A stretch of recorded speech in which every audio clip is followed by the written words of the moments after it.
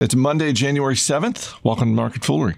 I'm Chris Hill. Joining me in studio today, Seth Jayson in the house. Terms and conditions apply to that, too. I think that's fair to say with any analyst who shows up. It's definitely with you. Yeah. We're going to get to the Golden Globes because there is some, there is some relevant investing stuff coming out of that. Oh, red carpet! So psyched. Should we have a red carpet here for this show? No, we absolutely should not. Quick thing, because last Thursday on the show, I mentioned in the wake of the Bristol-Myers Squibb deal. Big oncology buy. What did they pay? Celgene. Just a cozy $74 billion. I was like, is it 35 sticks in my head? Oh, only 74. Only $74 billion. But I was talking to Shannon Jones, who hosts the healthcare episode of Industry Focus on Wednesdays, and I can't remember if I mentioned this on the show last Thursday or not, but I remember in the conversation with her, one of the things she said was, more deals are coming, and in particular with oncology. And cut to this morning, Eli Lilly. 68% premium or something for Loxo Oncology, an $8 billion deal. So yes, if you're a shareholder of Loxo Oncology, you're having a good day. And I wouldn't have been. So before I get to my question for you, just a reminder, that's one more reason you want to listen to Industry Focus for insights like that from Shannon Jones. The JP Morgan Healthcare Conference is going on this week, so presumably... That's where this was announced, right? It was announced there. Presumably more details on the deal coming later this week. Healthcare, such a huge industry. Is it one that you invest in? And if so, how granular do you get? Because for me, it kind of stops with Johnson & Johnson. Yeah, it's tough. I've given up trying to invest in the, what was it, Loxo?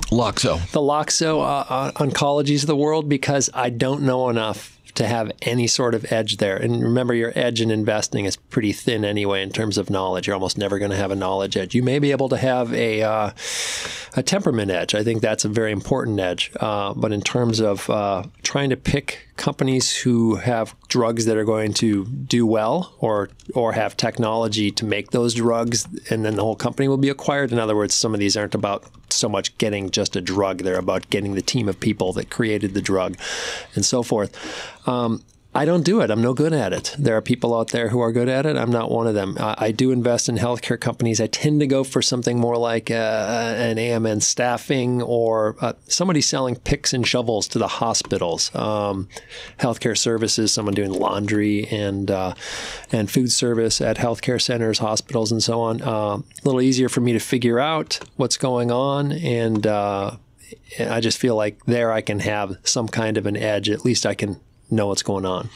The Golden Globe Awards were last night, and I don't know if they timed it this way, but it certainly is working out well for Roku, because Roku this morning released preliminary data for its fourth quarter results, and the viewership numbers are better than expected, and shares of Roku up 20% this morning. 20? Well, that's good for me. You're a shareholder? Oh, yeah. Okay. I've been for a while. I've been a big fan of Roku for a few months now.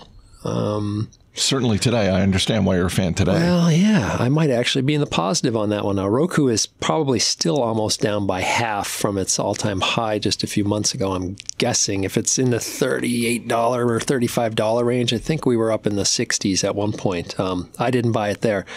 But yeah, it is very interesting. Netflix was a big winner at the awards, right? And I saw articles saying, hey, does this mean that things are great for their development strategy? And I don't know that it does. I tend to look at the winner in this entire cord-cutting movement as Roku. And I don't mean like that Roku's going to put Netflix out of business or something like that. I mean, if you're looking for a company that stands to benefit from all the competition, Netflix isn't it. Right, because the competition is coming for Netflix. Netflix may continue to do fine, but it's going to be it's going to have a big battle on its hands, right? Roku is sort of the what's the word? The Switzerland of online streaming, right? Or they're agnostic. They have apps for just about every service out there, and they are becoming kind of the default. operating system for smart TVs and devices, right? I mean, my smart TV in my basement, actually, I've got one. What happens on smart TVs is after a while, if it's a proprietary smart TV, and this was a Samsung, so a pretty big brand, Netflix and others just quit making and updating the apps for the smart TVs. So they only want to update their Roku app, right? Or maybe their Android app. So with Roku, you get all of that. And Roku also sells advertising on its own channel. They also have a payments platform, so you can pay for stuff that you're watching on these other services through Roku. They could take cuts of that. Roku is growing very quickly, and I think it's a really interesting investment because of that. They may be the ultimate winner in the cord-cutting battle because they're sort of one of and the leading, if probably the leading platform in that space, I would say. So it's interesting when you look at Netflix shares this morning up about 5%, Amazon up a couple of percentage points. I mean, they were both winners at the Golden Globes. See, that just makes me laugh so much. Because do people really care about quality? And if we call the Golden Globes award winners quality, I mean, this is what's crazy. I had not heard of any of these Netflix winners. And I watch Netflix a fair amount. Like, how do they not bubble this up to me? It is interesting because you look at, and we've seen this trend really for the last decade, where the Golden Globes, you've got television awards and movie awards as well.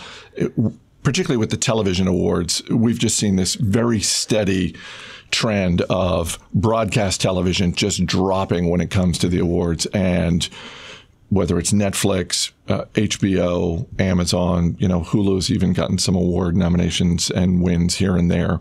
It's really pretty surprising. Yeah. It is and it isn't. I mean, if you I was just going to say, maybe it's not all that surprising. Kind of going for what you might qualify, or this is a loaded term, but a lowest common denominator sort of. I mean, their network television, I think, still has. I feel like when I see the shows, the mindset is like pie in the face that my 70-year-old uncle would have laughed at when he was 50. You know what I mean? That's just what I see from a lot of network television. And Netflix, good for them, decided we're going to do some stuff that's, and originally it was stuff that had been rejected by the main studios, right? A lot of interesting stuff out there. The problem is, of course, for Netflix is that in order to be as big as they are, they have to pretty much say yes to almost everything right now. So as a result, they're sending me ads. They sent me an email to try to get me to watch Sabrina the Teenage Witch. Swear to God, an email. Like, I don't get emails from anything, and they sent new season of Sabrina. I don't know that you're the demo for that. No, and it was kind of, I thought it was creepy. It was like a Lolita kind of picture. She was sprawled out, this like young girl that you remember from Mad Men when she was little. Like, I felt grossed out by it. So I don't understand. But what I do get from Netflix these days is there's so much original material. Some of it is amazing, like the Lemony Snicket series on there, just incredible. Neil Patrick Harris doing a great job. And then there's a lot of stuff that's really not very good, I don't think. So they have done so much.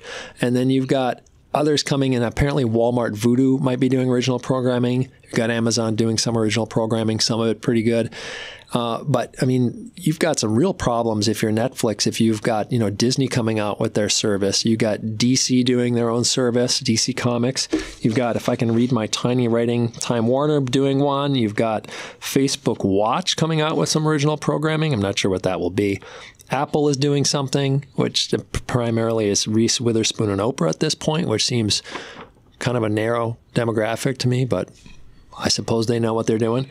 So there's a lot of competition, and that's why, to circle back to Roku, I think that by going with a platform that is agnostic and stands to carry all of these services to every TV, I think you probably have a very interesting opportunity there. Well, and if you just think about the basic business model of broadcast television, we'll put basic cable aside for the moment, but just the model, the reason a company like Netflix is so attractive to showrunners is because if you're doing a deal with CBS, ABC, NBC, Fox, you're in for, they're saying, look, we're probably going to give you more money than Netflix.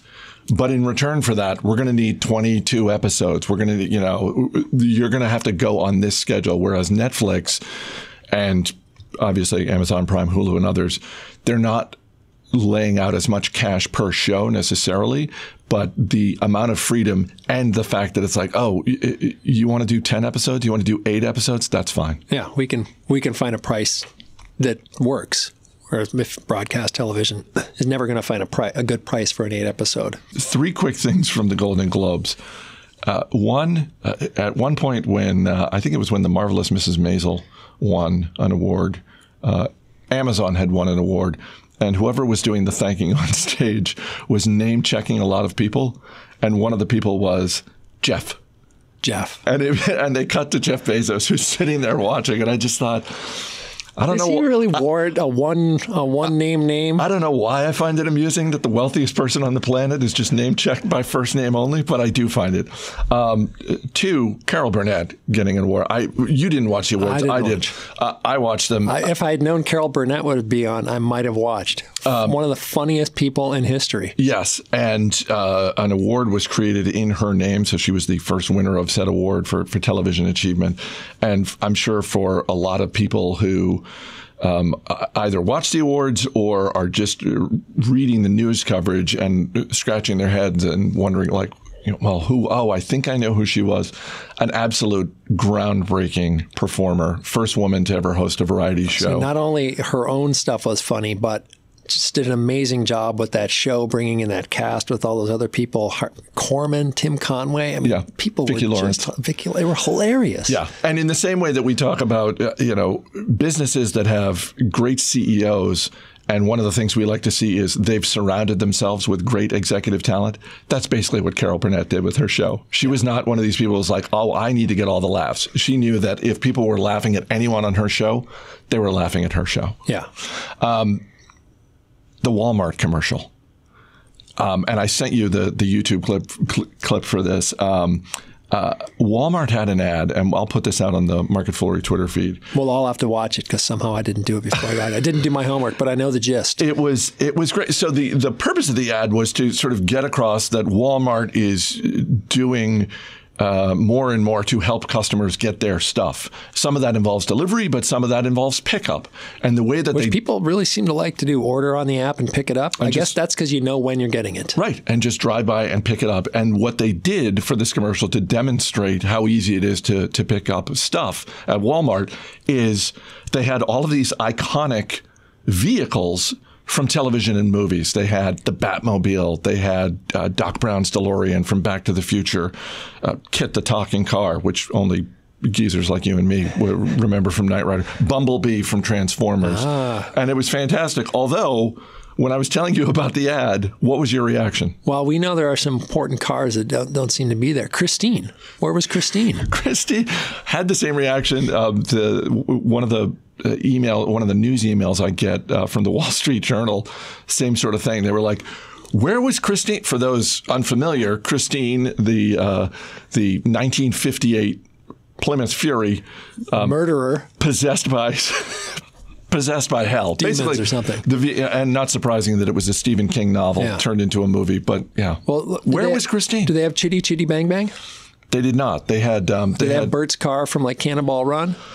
No, they had the pumpkin that turns into the carriage from Cinderella.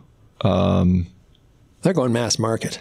Well, yeah. Even more 70s. More of those like convoy kind of things. Well, look. Along with a murdering Plymouth. They had Kit the Talking Car. And yeah, I think probably just as well that you and I were not in on the decision-making process there. Walmart, give us a call. We've got notes. We've got notes. You think how that meeting goes down? They show us the commercial. If we're greenlighting this, we're like, look, I love the direction, but if you could just add a vehicle that actually murders people, we think it'll be better. Right in front of the store, right at the end. We think that would be great for walk-in traffic. Yeah. Nobody wants our notes. Nobody wants it. Not on that. Seth Jayson, thanks for being here. Mm-hmm. As always, people on the program may have interest in the stocks they talk about in the Motley Fool may have formal recommendations for or against. So don't buy or sell stocks based solely on what you hear. That's going to do it for this edition of Market Foolery. The show is mixed by Dan Boyd. I'm Chris Hill. Thanks for listening. We'll see you tomorrow.